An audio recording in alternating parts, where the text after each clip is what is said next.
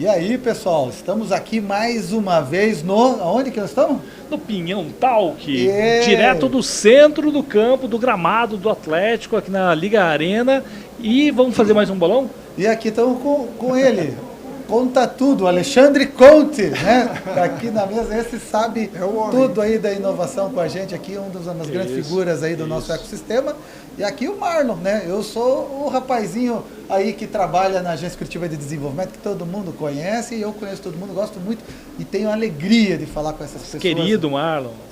Eu tenho a alegria de ver as pessoas dando certo, eu gosto de ver as empresas dando certo, assim como o nosso prefeito, assim como todo mundo que trabalha na prefeitura, a gente é amigo das empresas curitibanas, do empresário curitibano. Acho que isso faz toda a diferença. Percons é um dos exemplos e aqui está com a gente o nosso querido Adriel Silva, que é o gerente de desenvolvimento. É o cara que está olhando para o amanhã, né? Exatamente. E ele tem um case muito legal, você está falando assim desse ecossistema e das empresas que dão certo aqui no Paraná. A Percons, né, é um excelente exemplo. E não apenas pelo lado do negócio, da empresa, não apenas pelo lado da tecnologia, mas também pelo lado educacional. Muitas vezes a gente não gosta porque a gente acaba educado, né, pelo bolso, mas vai muito além do que isso, né? A gente conduzir o desenvolvimento de uma sociedade consciente, educada e que possa ser mais feliz, que é o tema da nossa edição dos Smart Cities desse ano, né, Marlon? Conta um pouquinho, Adriel, como é que surgiu a Percons? Primeiro se apresenta, né, e conta pra gente como é que surgiu essa evolução da empresa lá de uma ideia, de uma situação passada, né, para alguns percalços, algumas lombadas da vida, até chegar onde a Percons é hoje. Sim. Quando que vocês saíram do analógico, desse negócio do analógico e chegaram nessa era digital e toda essa trajetória aqui? Fantástico. Eu vou contar tudo. Conta tudo. Por favor, conte para nós. Como já foi dito, meu nome é Adriel, eu sou o gerente de desenvolvimento da Percons, eu trabalho há 16 anos lá. A lombada eletrônica é muito mais antiga do que eu, mas eu tenho uma história bem legal para contar a origem desse DNA de inovação e como que o problema ou o percalço, o problema que a gente tem que resolver acaba trazendo a solução também, né? E tornando a vida das pessoas melhor. O senhor Donald, que é um dos fundadores da Percons, lá no início dos anos 90, ele estava indo para Morretes com a esposa dele e na época com uma Brasília branca lá, e na rodovia tinha uma lombada física que por algum motivo estava sem a placa de sinalização e ele passou rápido por essa lombada, perdeu o controle e saiu da pista. E aí ele tomou um susto com a esposa, viu que estava todo mundo bem e pensou, tem que ter uma forma melhor de fazer isso, isso não pode ser assim, tem que existir uma forma. E ele foi para casa pensando naquilo, pensando o que poderia ser feito. E aí surgiu a lombada eletrônica, no início dos anos 90 lá, né? Muito antes, inclusive, de surgir a legislação. No começo ele era um equipamento meramente educativo, ele não tinha nem câmera, você perguntou da era analógica ou não. Ele tinha um display que era eletromecânico, nem com LED era, como aqueles de aeroporto, que só se e uma sirene que avisava, olha, você está em excesso de velocidade. Depois os anos passaram, veio a regulamentação. Era um medidor de velocidade, isso, né? Ele não era bem uma lombada ainda. Ele era um medidor, ele apresentava a velocidade medida e gerava um alerta sonoro. Mas ele não registrava, não fazia foto. Mas o que induzia a pessoa a reduzir a velocidade, né, e ter uma atenção redobrada naquele ponto. Exatamente, ele sempre teve um caráter educativo. A pessoa reduz ali, no lugar de passar numa lombada física, que pode causar um acidente como ele, passa de forma mais suave, né? Um outro ganho que ele sempre levantava na época é a questão ambiental, né, da poluição. Hoje, quando a gente vê um ônibus ou um caminhão passando por uma lombada física, a gente vê um rastro de fumaça negra atrás dele, né, quando ele volta a acelerar para pegar a velocidade. Quando ele passa numa lombada eletrônica, ele não chega a reduzir aquela velocidade, passa suave, então também tem esse outro aspecto também, além da segurança. Mas ela já nasceu com viés de segurança e educação, tanto ela não era punitiva naquele primeiro momento. Com o passar dos anos, surgiu a legislação, então surgiu um regulamento do Inmetro para homologar e aprovar esses modelos de medidores de velocidade e foi introduzido a câmera, né, para fazer o registro fotográfico, naquele momento para registrar a velocidade e o infrator. E aí, de uma forma punitiva, que as pessoas acabam não gostando, enviando a multa. Né? Mas quem não gosta é porque não está se comportando. Vamos falar o bom português aqui. Vamos Ninguém falar, gosta de ser multado, mas está sendo multado porque está fazendo o que não deve. É aquilo, né? Isso é a prova de que as pessoas não respeitam o que está na placa. Exato. Né? Se as pessoas não respeitam o que é determinado pelo Código Nacional de Trânsito, que está definido na sinalização horizontal e vertical, se a pessoa não consegue entender que aquilo é uma orientação porque existe uma razão de ser, que é para a sua própria proteção e para a proteção dos outros que estão na via, é devido e é certo, na minha opinião, que o poder público, que a administração pública se valha de todas as ferramentas, sejam tecnológicas ou não, mas especialmente essas que são tecnológicas, para coibir aqueles que não respeitam o que deveria respeitar, né? E eu acho que a tecnologia entrega muito nesse quesito. E acho que, assim, abrindo parênteses, né, para falar de tecnologia de vanguarda, a discussão do carro voador não é por falta de tecnologia, nem pela dificuldade da legislação, é pela condução do motorista, piloto, como a gente vai chamar, porque se em 2 dimensões a gente já consegue não respeitar a sinalização, imagina em 3. Né? Então, talvez o voador vá funcionar com sistemas de inteligência artificial, infovias e tudo mais, onde não tem interação humana. Porque daí a programação vai executar o que pode, o que deve ou não fazer. E o que é legal esse espaço aqui é a gente poder explicar um pouco além da multa. Porque o que a gente percebe, invariavelmente, é eu recebo uma multa e não gosto de ter que pagar. Mas eu não sei por que aconteceu aquilo, o que está por trás, né? E como funciona. E o que a gente faz para tornar essa vida mais humana e mais segura para quem está ali, né? Então, tipicamente, antes de se colocar um medidor de velocidade, existe um estudo técnico. Esse estudo, ele busca locais com algum tipo de perigo, quer seja o histórico de acidentes fatais, com mortes, ou quer seja uma curva perigosa, uma iminência de perigo ali. Então, esse é o primeiro requisito para entrar o equipamento. Então, ele tem ali, ele entra com essa finalidade de proteger quem está passando por ali, né? Uma coisa bastante interessante que foi feito um estudo numa universidade do Rio de Janeiro em que ela levantou a redução média de mortes por equipamento por ano, ou a quantidade de acidentes que ele evita por ano. Claro que é um número médio, vai ter equipamentos que estão numa situação mais perigosa, que tem mais acidentes, ou outros menos acidentes. Mas ela chega a um número de 3 mortes por ano, que é evitada com o equipamento de medição de velocidade, e 34 acidentes. Então, assim, ela torna a vida das pessoas mais segura. Quem mora no entorno sabe é importante, porque já viu alguém ser atropelado, já viu um acidente ali, mas quem está passando eventualmente toma multa e não entende o que está por trás disso. Um outro dado bastante importante, o quanto é importante respeitar e reduzir a velocidade, né? O trânsito, ele é feito por pessoas, mas ele é muito desigual. Tem uma pessoa que está andando a pé, ou um ciclista, e tem uma pessoa que está num carro, eventualmente num caminhão. E, invariavelmente, o menor sofre mais com isso. É uma desproporção de força. É uma desproporção de forças. Por exemplo, em um atropelamento com um veículo a 60 por hora, a probabilidade de morte desse pedestre que está passando é de 90%.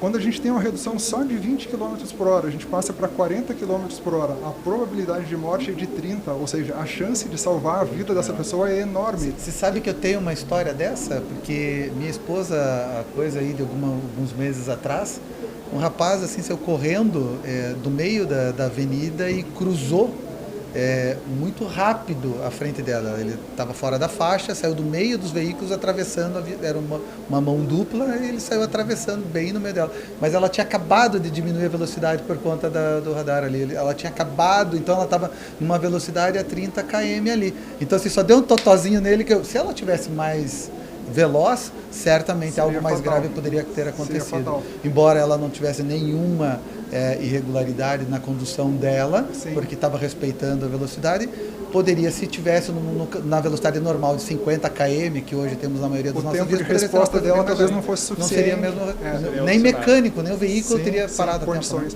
E isso é uma tendência mundial, essa redução de velocidade, né? Aqui em Curitiba tem a Zona Calma, que é no centro da cidade, até por algumas pessoas foi contestada, mas isso é extremamente comum em grandes cidades do mundo, Londres, várias cidades estão fazendo isso, porque é conhecido, a redução da velocidade salva vidas. Aumenta a chance de num sinistro ele não ser fatal. E aí o que você falou da equidade é muito importante, né? Vamos lembrar que as ruas, as vias das cidades, elas não foram feitas para veículos, eram para pessoas. Tanto que lá no começo do século passado a gente tinha aquele serviço do Three Red Flags. Né? Você comprava um carro e você tinha um serviço do carinha que ia com a bandeirinha vermelha sinalizando que um veículo ia passar na via. Né? O que mudou? Mudou a tecnologia, mudou a via, mudou a preferência, porque hoje tem muito mais veículo do que pessoas circulando dentro de uma via. Mas mais do que sinalização, a gente precisa ter conscientização. Precisa ter comportamento compatível para a gente poder viver em harmonia como sociedade. E aí o que é legal que você traz, que não é uma cidade, não é uma via, mas a Percos hoje está em mais de 500 municípios, né? Ou seja, olha o impacto, Marlon, dessa conscientização em massa, né? Da gente construir uma sociedade, primeiro, com mais vidas salvas e com uma educação, uma conscientização muito mais madura, que é o que a gente precisa para evoluir como sociedade. Né? Sim. E como isso torna o trânsito mais humano e feliz, né? Como eu fico tranquilo de saber que o meu filho vai para a escola e que ele tende a voltar em segurança. Sim. Porque às vezes é ruim tomar uma multa, mas é bom a gente saber que um familiar da gente vai estar em segurança, que a tua esposa não teve um acidente mais sério ali, ou que a minha mãe não vai ser atropelada. Adriel, eu vou provocar um pouco mais, porque essa segurança ela vai além do radar, vai além da velocidade da via. Perfeito. Mas na questão do monitoramento, de você ter um controle, puxa, eu preciso rastrear um veículo, preciso, né, você tem todo um sistema de câmeras. Fala rapidinho para a gente fazer um fechamento aqui sobre como funciona isso e pode colocar um molho especial que é a detecção de ruídos. Deixa eu só falar um pouquinho rapidamente sobre os números e o quanto isso é importante. Tá? Como eu estava falando, tem esse estudo que 3 vidas são salvas por equipamento. Né? Hoje a Percons ela tem presença em todos os estados do Brasil e ela monitora 7 bilhões de veículos por ano. Isso é 50 vezes a frota de veículos do Brasil. Tá? E um número que é bastante interessante é que 99,6% dos carros que a gente monitora respeitam a velocidade. Perfeito. Então o caráter educativo foi cumprido. Só 0,4% são infratores e que estão sendo educados. Então, assim, isso é muito positivo, porque naquela região onde a gente sabe que existe o risco iminente, o equipamento está cumprindo a sua função, porque ele está tendo esse índice de respeito. Uma outra brincadeira bem interessante que a gente fez, um cálculo, uma estimativa, baseado nesse estudo, a gente fez um cálculo. A lombada eletrônica tem 34 anos de história. Depois vieram outros medidores de velocidade. A gente pegou todos os equipamentos que a gente já teve operando ao longo dos anos e considerou 3 vidas salvas por equipamento. Em maio desse ano, a nossa projeção é que a gente vai atingir o número de 100 mil vidas salvas com esses equipamentos todos. 100 mil vidas salvas é mais do que muitas das cidades do Paraná, em termos de população. É um número absurdamente grande. Então, isso nos deixa muito satisfeito, né? E não para por aqui, né? A gente pensa na qualidade de vida para frente também. Um produto que a gente está expondo aqui é o sensor que faz detecção de ruído. Motos com escapamento adulterado, eventualmente carro com som alto ou qualquer outro veículo ruidoso. Eu também tenho uma história pessoal e quando a gente começou a desenvolver esse equipamento me tocou e eu falo, não, isso é extremamente importante. Quando meu filho nasceu, ele nasceu numa maternidade do Portão e ela fica na Rápida, em Santa Brígida. E ele, nossa, eu babando por ele a noite inteira, olhando aquele bebê lindo, dormindo ali, e aí daqui a pouco passava uma moto cortando o giro com escapamento aberto. Nossa, aquilo, ele tremia, acordava, ficava desesperado, né? Aí ele dormia, daqui a pouco passava outra moto ali, né? E nossa, como isso é ruim, né? Talvez para aquele cara que abriu o escapamento é divertido, ele acha legal, mas passar na frente de um hospital, tem pessoas que estão em fase de recuperação e que isso é extremamente complicado, né? E a gente começou com esse produto, até foi um desafio da Prefeitura de Curitiba de desenvolver um equipamento que detectasse o ruído dos veículos excessivo para que pudesse ser tomada alguma ação, né? Então esse equipamento ele mede o nível de ruído que um veículo está emitindo e ele vincula todas as placas de veículos que estavam passando naquele momento. Então depois, por uma mineração de dados, a gente consegue ver quais foram os top geradores de ruído. Daí pode, eventualmente, chamar esses veículos para fazer uma inspeção veicular no Detran e verificar se ele está emitindo ruído ou não. Ao mesmo tempo que capta o ruído, ele também já identifica o veículo?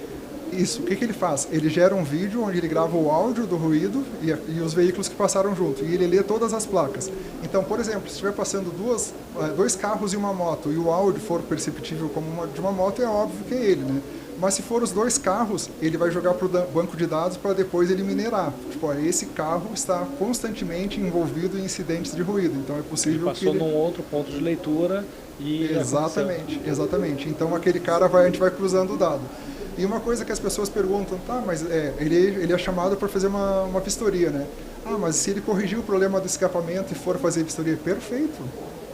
Funcionou. O equipamento funcionou. Esse é o objetivo. O objetivo é que não gere corrigir. ruído, é educar. Aí, outra pergunta que já fizeram pra gente, mas se o cara da moto, quando passar na frente do hospital, ele não acelerar para não gerar o ruído, não tem que estar perfeito. Se ele puder passar empurrando a moto e não gerar ruído, o equipamento funcionou, né? E ele trouxe qualidade de vida para as pessoas. E isso é o bastante importante, né? Esse é o famoso anti-reteté, né? Então, se liga lá, o pessoal para de fazer barulho aí nesse negócio todo. Mas aí eu tenho uma dúvida. Eu ainda queria ver o dia que vamos ter algum aparelho que coiba o pessoal de ficar andando no celular, no trânsito, olhando assim, atravessando via sem prestar atenção em nada, sabe? Porque, infelizmente, assim como o veículo, ele é uma facilidade na vida das pessoas, o celular é uma facilidade na vida das pessoas, facilidade tecnológica. Mas eles combinados não são bons. Só que quando as duas combinam e a atenção humana pela resposta do sabor que a tecnologia traz, do uso do equipamento que ele traz, acaba com que ela dedique muito mais atenção do que a atenção do que está fora, né? Do que está à sua volta, do que está acontecendo, e ainda tem acontecido muitos acidentes. Esse é um grande desafio para as empresas que atuam nisso aí, de pensar como seria possível ter algum tipo de tecnologia ou metodologia que pudesse tratar esse tipo de situação nas vias públicas, sabe? Eu fico aqui pensando, sabe gente que eu vejo que... Todo dia alguém passa na frente de um ônibus aí em alguma cidade no Brasil, eu acabo de aturar porque está assim, atravessando lá, respondendo Mas alguém. Eu vejo, Marlon, que as interfaces conversacionais podem ser um grande aliado para isso. A gente parar de olhar a tela, a gente tem que apertar botão e conversar. Com fone de ouvido, como a gente está aqui agora, eu vou conversando, dando informações, inputs e saídas. Vamos abrir uma startup, me veio uma ideia agora na cabeça aqui. Vamos desligar a câmera, desliga o microfone. Não, veio uma ideia a agora, gente volta na vamos virar próxima sócio da Percons aí, porque agora eu tive uma ideia. Já pensou se a pessoa está passando, registra aqui, primeiro para Percons, hein? Já pensou se a pessoa está atravessando essa via e tem um sensor do outro lado que identifica que tem um celular e ele manda uma mensagem de prioridade na tela da pessoa? Você está atravessando uma via. Tipo o alerta da Defesa Civil. Mas você deve estar acompanhando aqui, pelo menos na quadra em volta da Liga Arena, nós temos agora para a Smart City, né, um projeto muito legal de identificação no cruzamento, na faixa. Então você tem no meio fio ali, se está vermelho, se está verde, um LED bem brilhante para o cidadão de cabeça baixa. Identificar, é uma barreira visual. É perfeito, é para quem vem com o celular olhando para o chão. Ele foi testado na esquina do Shopping Jockey lá, tá dando muito certo. Eu já tinha visto isso na China, lá as pessoas invariavelmente andam todas na rua olhando para o chão, assim, e aí pega um cruzamento inteiro sinalizado, é perfeito, e foi feito no entorno da Liga Arena, ficou excepcional. Acho que ainda não é a solução, é um paliativo, mas ajuda a salvar vidas. É como tudo, né? Esse ainda está no analógico aí, né? Vamos ver respondendo para o digital, é a evolução lá da lombada. E respondendo a tua pergunta, em especial quem está dirigindo e acompanhando o celular é um problema terrível. Absolutamente. Muitas vezes a gente vem no trânsito e vê um cara fora da faixa, saindo para o lado, quando a gente passa do lado vê que ele estava no telefone, né? Ou o cara que freia em cima e estava com o telefone, ele não estava prestando, é humanamente impossível ele focar na frente, no trânsito dele e ler ou escrever. Não tem essa multidimensionalidade. Não existe. Não existe. Por visão computacional, hoje já existem sistemas que fazem a detecção do celular e do uso na condução. Aqui no Brasil a gente ainda tem alguns problemas de legislação, porque de certa forma invade a privacidade porque filma dentro do carro. Biometria também. Então tem um pouco de restrição, mas a visão computacional e as startups aí estão fluindo de ideias para fazer esse tipo de detecção. Então é isso aí. Olha que papo legal. Eu adoro conversar quando o assunto flui desse jeito, né, Conte? A gente chega no Peão Talk aqui e para você que está assistindo, a gente absolutamente, praticamente não acerta nem o que a gente vai conversar aqui. A gente vem, senta e deixa fluir, né? E o que a gente vê aqui é que isso funciona tão bem, porque nos envolve no assunto e nos faz entender um pouco mais de uma área, de um produto, de um serviço, de alguém, de uma empresa, que em outra oportunidade talvez a gente não tivesse essa facilidade. Às vezes é uma outra visão da mesma realidade. Né? Exatamente, estamos todos no mesmo mundo e cada um dentro da sua dimensão. Vamos compartilhar mais isso, né?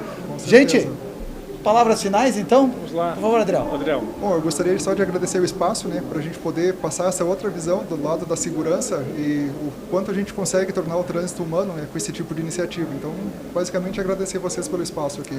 Nós que temos que agradecer. Essa aula. Né? E aí, Marlon, você, Conte? Adriel, você que está nos acompanhando, né? Eu sou Alexandre Conte, @AlexandreConte, me segue lá para a gente poder conversar mais desse mundo digital e virtual.